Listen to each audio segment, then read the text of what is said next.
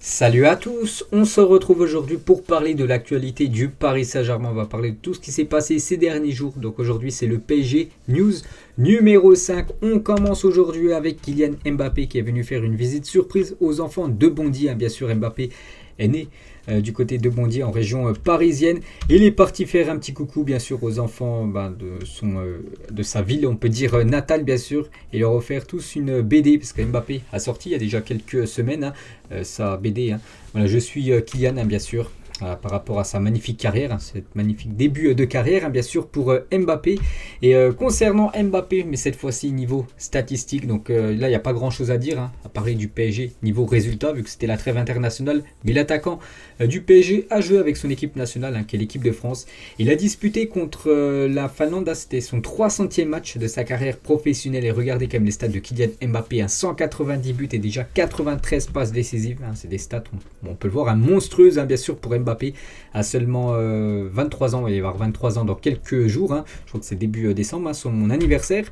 Et on peut voir sur ces 300 matchs, donc l'équipe où il a le plus joué, bien sûr, c'est le Paris Saint-Germain, 187 matchs avec le PSG, 60 avec Monaco, son ancien club, 53 en sélection décisive, quasiment tous les matchs Kylian Mbappé, bien sûr, cette pépite française. Et sur cette année 2021, regardez les stats de Mbappé. Si on prend en compte bien sûr l'équipe de France et le Paris Saint-Germain, 53 buts, 53 matchs plutôt, 37 buts et 22 passes décisives pour Kylian Mbappé, des stats vraiment énormes bien sûr.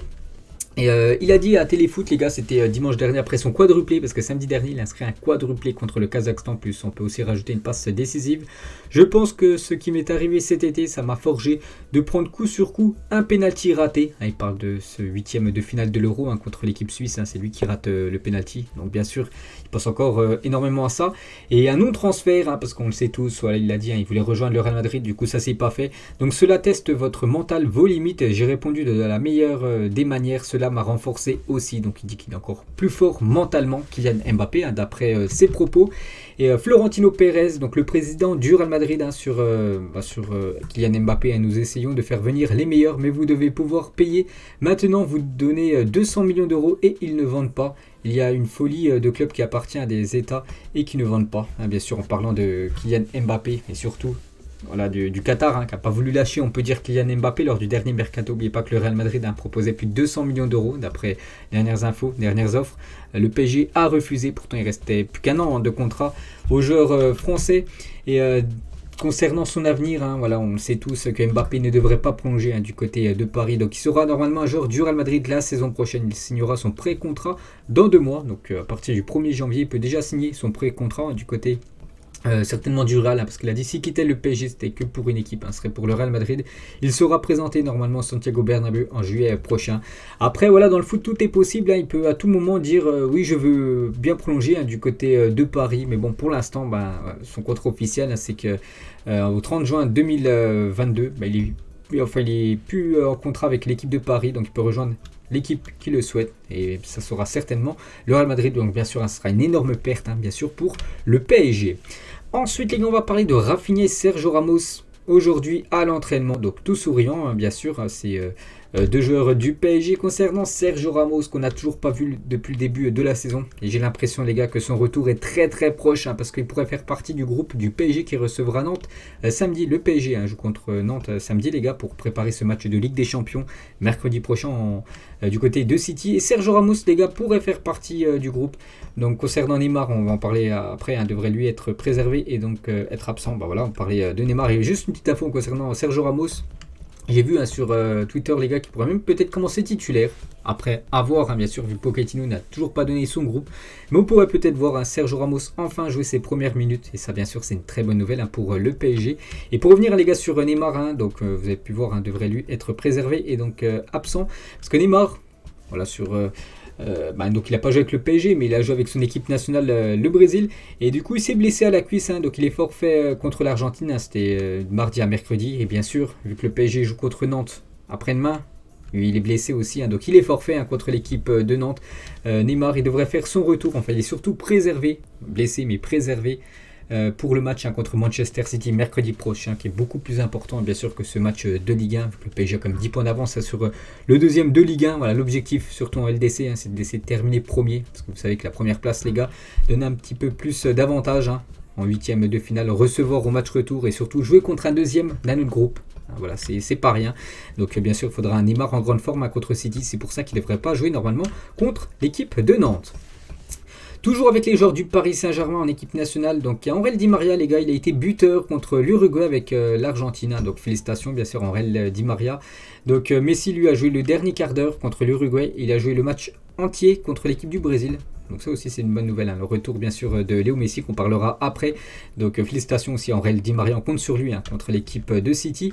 Et pour revenir sur Léo Messi, donc il va revenir aujourd'hui à Paris, donc ça y est, il est bien à Paris. Donc il est totalement rétabli de sa blessure, je l'ai dit, il a joué tout le match contre l'équipe brésilienne.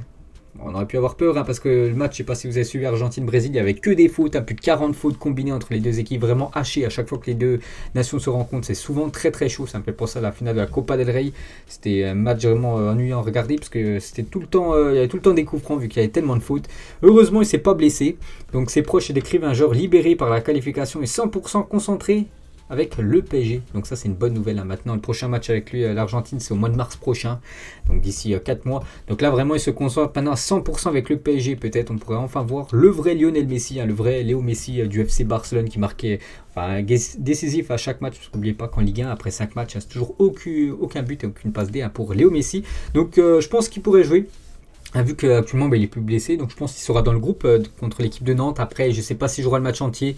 Peut-être Pochettino le fera jouer une mi-temps, surtout aussi pour qu'il soit prêt contre City, bien sûr. Donc on verra les gars, on verra. Mais normalement il sera là samedi et bien sûr il sera là aussi mercredi vu qu'il n'est pas blessé, Léo Messi. Et il a dit je me sens bien, sinon je n'aurais pas joué. J'ai été arrêté pendant un petit moment et ce n'était pas facile de jouer un match avec autant de rythme contre l'équipe brésilienne. Mais par chance, je vais bien, j'espère bien terminer l'année avec l'équipe de Paris. Et Scaloni, les gars, le sélectionneur de l'Argentine sur la situation de Messi avec le PSG. Je comprends la position de Paris ces derniers temps. Léo a souvent été avec la sélection pour des raisons de calendrier. Nous, on est en règle quand on le convoque. Le problème, c'est le calendrier. C'est vrai que Messi a loupé quand même beaucoup de matchs. Il était pas à cause de ses blessures, mais à cause du calendrier. Des matchs, des fois que l'Argentine jouait du jeudi au vendredi, dans la nuit, et le Paris Saint-Germain jouait directement le vendredi soir. Donc bien sûr, Messi ne pouvait pas enchaîner 2 matchs. Donc il dit en gros, Scaloni, c'est à cause du calendrier que Messi a loupé quand même quelques matchs avec le PSG. Toujours avec Léo Messi, Dani Alves. Je ne sais pas si vous avez suivi, il a rejoint l'équipe, il est retourné du côté du Barça. Il souhaite voir Léo Messi revenir au Barça. C'est le plus grand des partenaires que j'ai eu. Ce serait incroyable de l'avoir ici, mais malheureusement, je sais que ce n'est pas comme ça, non. J'encourage tout le monde à revenir, c'est le meilleur endroit du côté de Barcelone. Bon, bref, il aimerait faire revenir, surtout voir Messi revenir dans son ancien club, l'équipe du Barça.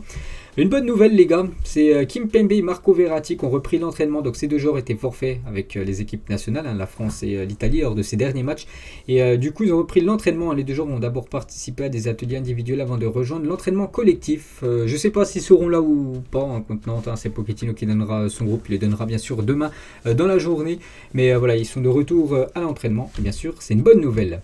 Une déclaration de Donnarumma sur sa concurrence avec Keylor Navas, les deux grands gardiens bien sûr. Vu que Pochettino actuellement, j'ai l'impression qu'il fait un match sur 2.